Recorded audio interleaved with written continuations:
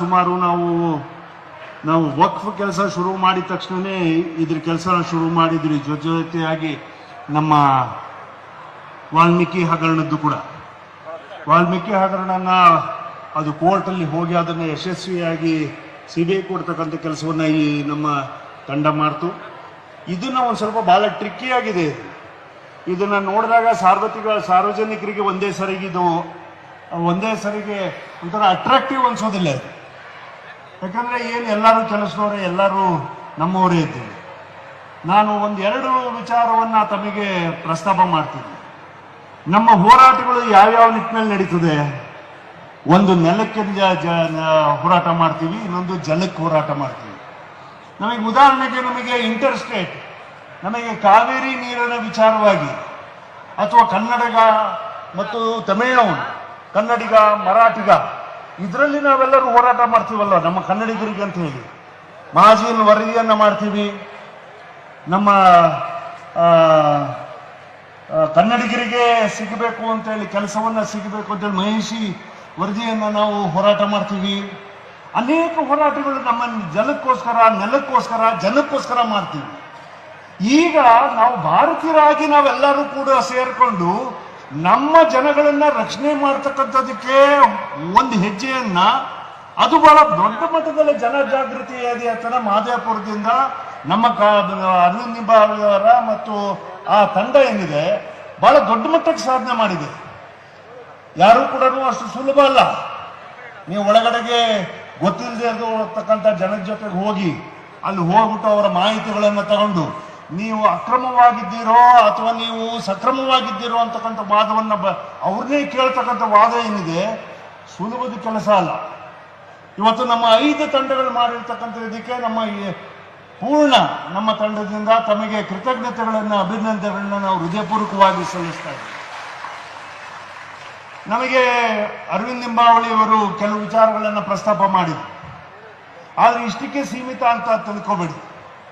ನಮಗೆ ಬಹಳಷ್ಟು ಜಾಗಗಳಲ್ಲಿ ನಾವು ನೋಡ್ತೀವಿ ಪಾನಿಪುರಿ ಮಾಡೋರ್ನ, ನಮಗೆ ಸಮೋಸ ಮಾಡೋರ್ನ, ಜ್ಯೂಸ್ ಅಂಗಡಿಯವ್ರನ್ನ, ಇದೆಲ್ಲವೂ ಕೂಡ ಕಾನ್ಸಂಟ್ರೇಟ್ ಆಗಿರ್ತಕ್ಕಂಥದ್ದು ಬಿಸ್ನೆಸ್ ಸೆಂಟರ್, ಸ್ಕೂಲು, ಕಾಲೇಜುಗಳು ಮತ್ತು ಅಫಿಷಿಯಲ್ ಏರಿಯಾಗಳು, ನಿಮ್ಮ ಆಫೀಸ್ ಇರ್ತಕ್ಕಂಥ ಜಾಗಗಳಲ್ಲಿ ಮತ್ತು ನೀವು ಸಂತೆ ಮಾಡ್ತಕ್ಕಂಥ, ತರಕಾರಿ ಮಾಡ್ತಕ್ಕಂಥ ಜಾಗದಲ್ಲಿ, ರೋಡ್ ಸೈಡ್ ಮಾಡ್ತಕ್ಕಂಥ ಜಾಗದಲ್ಲಿ, ಈ ಥರ ಜಾಗಗಳು ಎಲ್ಲಿ ಜನದಟ್ಟಣೆ ಆಗಿರ್ತಿದೋ ಆ ಜಾಗಗಳಲ್ಲಿ ಈ ಅಕ್ರಮ ವಲಸಿಗರ ಕೆಲಸಗಳು ಜಾಸ್ತಿ ನಡೀತವೆ.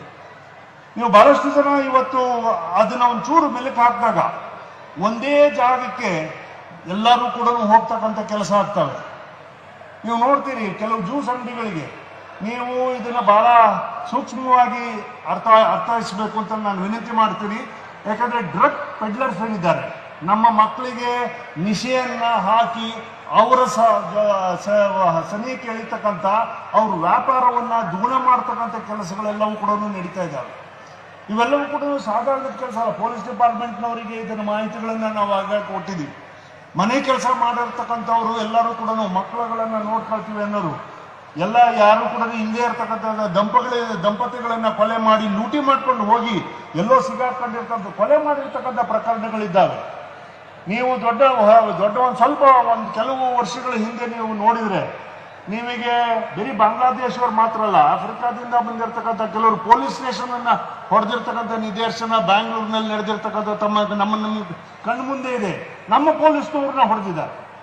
ಅವ್ರನ್ನ ಹೊರಗಡೆ ನಿಲ್ಲಿಸು, ನೀನು ಅಕ್ರಮವಾಗಿ ನೀನು ತಪ್ಪು ಮಾಡಿದೀಯ ಅನ್ನೋದಕ್ಕೆ ನಮ್ಮ ಅಫಿಷಿಯಲ್ಸ್ನ, ಪೊಲೀಸ್ ಡಿಪಾರ್ಟ್ಮೆಂಟ್ನ ಹೊಡೆದಿರ್ತಕ್ಕಂಥ ಕೆಲಸ ಇದೆ.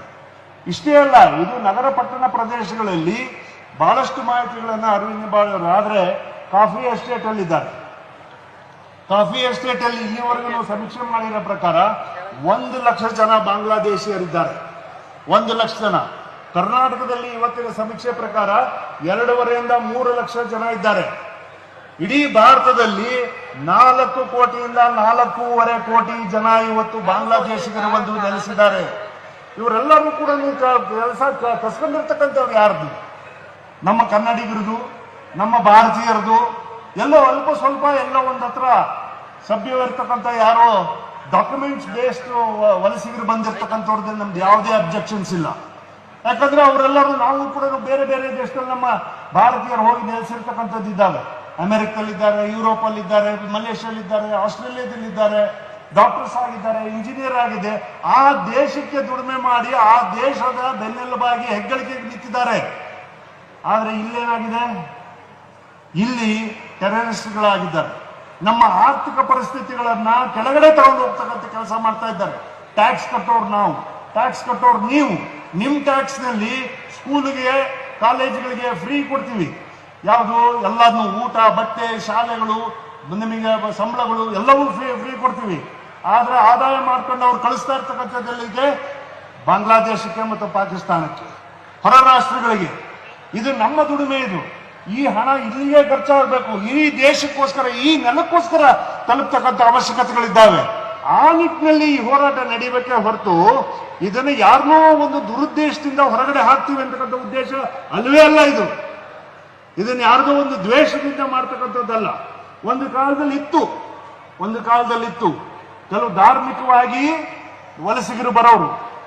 ಒಂದು ಕಾಲದಲ್ಲಿ ರೋಮನ್ ಅವರು ಕ್ರಿಶ್ಚಿಯನ್ರನ್ನ ಹೊರಗಡೆ ಹಾಕ್ತಕ್ಕಂಥದ್ದು, ಕ್ರಿಶ್ಚಿಯನ್ರು ಬೇರೆ ಸಮುದಾಯಗಳನ್ನ ಅಥವಾ ಮೊಘಲರು ಬಂದ್ಬಿಟ್ಟು ಭಾರತದಲ್ಲೇ ಹಿಂದೂಗಳನ್ನ ಪರಿವರ್ತನೆ ಮಾಡ್ತಕ್ಕಂಥದ್ದು, ಅವ್ರನ್ನ ಮತಾಂತರ ಮಾಡ್ತಕ್ಕಂಥ ಕೆಲಸಗಳು ನಡೆದಿದ್ದಾವೆ. ಇವೆಲ್ಲವೂ ನಡೆದು ಹೋಗಿದ್ದಾವೆ. ಆದ್ರೆ ಇವಾಗ ಬರ್ತಿರ್ತಕ್ಕಂಥದ್ದು ಇವತ್ತು ಧಾರ್ಮಿಕವಾಗಲ್ಲ, ಇವತ್ತು ಆರ್ಥಿಕವಾಗಿ ನಮ್ಮ ಭದ್ರತೆ, ನಮ್ಮ ರಾಷ್ಟ್ರದ ಭದ್ರತೆಯನ್ನ ಬಲಪಡಿಸ್ಕೊಳ್ಳೋದಕ್ಕಾಗಿ ಮಾಡ್ತಕ್ಕಂಥ ಕೆಲಸ ಇವೆಲ್ಲವೂ ಜನಜಾಗೃತಿ ಮಾಡ್ತಕ್ಕಂಥದ್ದು. ನಾವು ವಕ್ಫ್ ಹೋದಾಗ ರೈತ ಸಂಘಟನೆಗಳು ಬಂದಿದ್ದಾವೆ, ಅನೇಕ ಹಿಂದೂ ಸಂಘಟನೆಗಳು ಬಂದಿದ್ದಾವೆ, ಸಣ್ಣ ಸಂಘಟನೆಗಳು ಬಂದಿದ್ದಾವೆ. ಇವತ್ತು ನಾನು ನಮ್ಮ ಎಲ್ಲ ಕನ್ನಡ ರಕ್ಷಣಾ ವೇದಿಕೆಗಳಿಗೆ, ಕನ್ನಡದ ತನ ಇರ್ತಕ್ಕಂಥವರಿಗೆ, ಕನ್ನಡಕ್ಕೋಸ್ಕರ ಕನ್ನಡದ ನೆಲ ಜಲ ಹೋರಾಟ ಮಾಡ್ಕೊಂತಕ್ಕಂಥವರಿಗೆ ನಾನು ವಿನಂತಿ ಮಾಡ್ಕೊಂತೀನಿ, ತಾವು ಈ ಆಂದೋಲನದಲ್ಲಿ ಮುಂಚೂಣಿಯಲ್ಲಿ ಇರಬೇಕು ಅಂತ ಹೇಳಿ.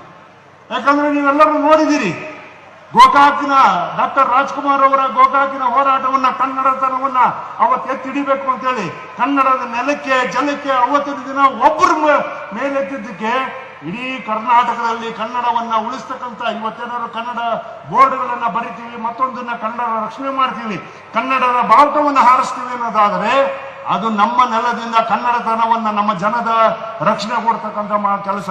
ಇದು ಕೂಡ ಅದೇ ಕೆಲಸ. ನಮ್ಮ ಕನ್ನಡದ ನೆಲವನ್ನ, ನಮ್ಮ ಕನ್ನಡದ ಜಲವನ್ನ, ನಮ್ಮ ಕನ್ನಡಿಗರನ್ನ ರಕ್ಷಣೆ ಮಾಡ್ಕೊಂತ ಕೆಲಸಕ್ಕೆ ಇವತ್ತು ಅರವಿಂದ್ ಲಿಂಬಾವಳಿ ಅವರ, ನಮ್ಮ ಮಹದೇವಪುರದ ಎಂಟೈರ್ ಬಿಜೆಪಿ ಟೀಮ್ ಇವತ್ತು ಮುಂದಾಗಿ ಬಂದಿದೆ. ಹಾಗಾಗಿ ನಾವೆಲ್ಲರೂ ಈ ಕ್ಷಣದಲ್ಲಿ ಮುಂದಾಗಲಿಲ್ಲ ಅಂದ್ರೆ ಮುಂದಿನ ಪೀಳಿಗೆಗೆ ನಾವೇನ್ ಕೊಡೋದಕ್ಕೆ ಸಾಧ್ಯ ಆಗುತ್ತೆ. ಇವತ್ತು ನಾವು ರೆಡಿ ಆಗ್ಬೇಕು. ಹಿಂದಿನವರು ಗೇಣಿಗೆ ಹೋರಾಟ ಮಾಡಿದ್ದಾರೆ, ಬಡವರಿಗೆ ಜಮೀನು ಕೊಡಿಸ್ತಾರೆ, ಆಶ್ರಯ ಮನೆಗಳನ್ನ ಕೊಟ್ಟಿದ್ದಾರೆ.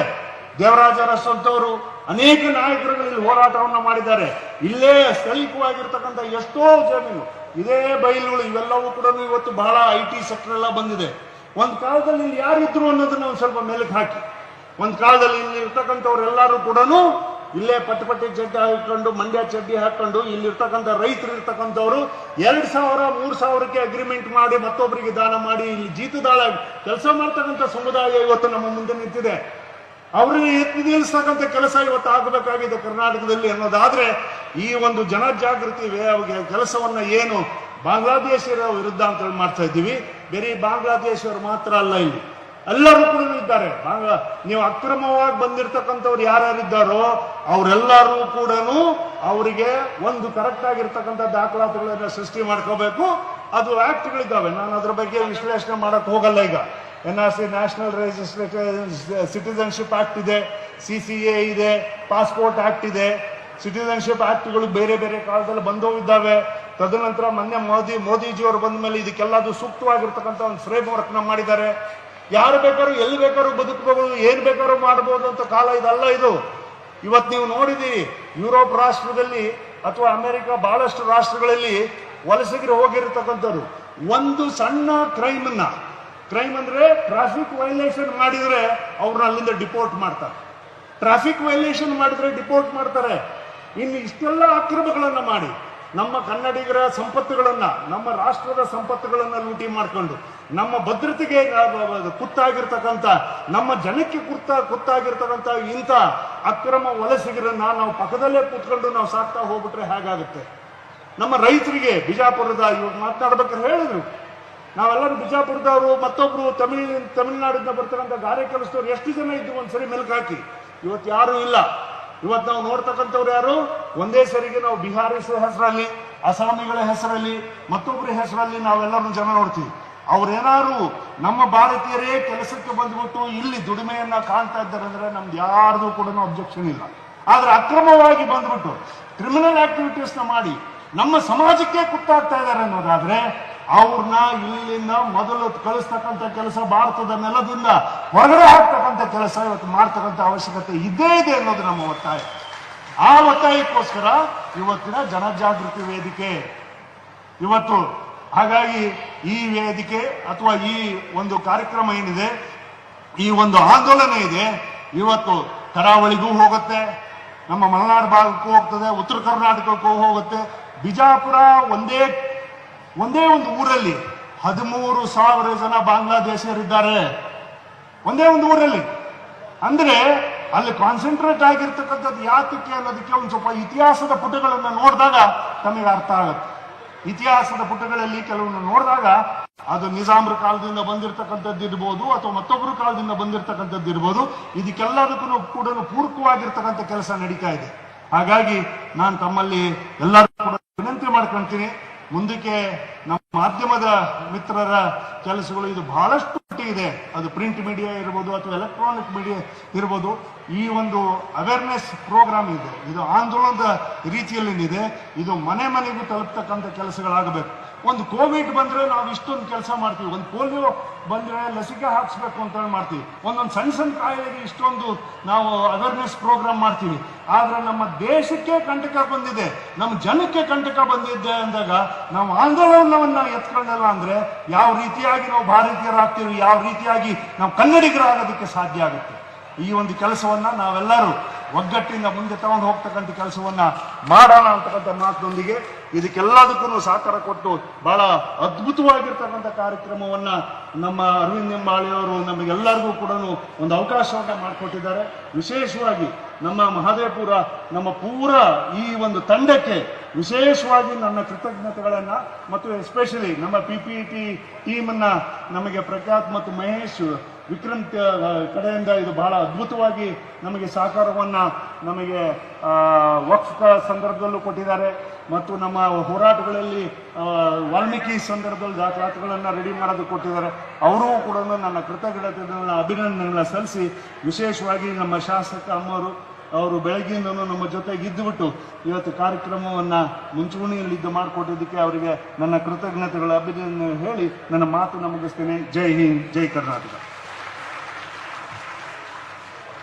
ಧನ್ಯವಾದಗಳು ಕುಮಾರ್ ಬಂಗಾರಪ್ಪ ಅವರಿಗೆ. ಈಗ ನಮ್ಮನ್ನೆಲ್ಲ ಉದ್ದೇಶಿಸಿ ಈ ವೇದಿಕೆಯ ಅಧ್ಯಕ್ಷತೆ ವಹಿಸುತ್ತಾರೆ. ಹೆಚ್ಚಿನ ವಿಡಿಯೋಗಳಿಗೆ ಪ್ರತಿಧ್ವನಿ ಯೂಟ್ಯೂಬ್ ಚಾನೆಲ್ ಸಬ್ಸ್ಕ್ರೈಬ್ ಮಾಡಿ, ಬೆಲ್ ಐಕಾನ್ ಕ್ಲಿಕ್ ಮಾಡಿ.